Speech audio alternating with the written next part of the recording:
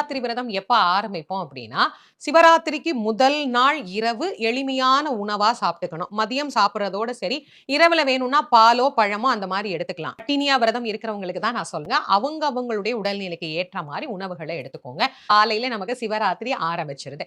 சிவராத்திரியில மிக முக்கியமான விரதத்துல ஒன்றாக மௌன விரதம் கூட சில பேர் இருக்கிறது உண்டு.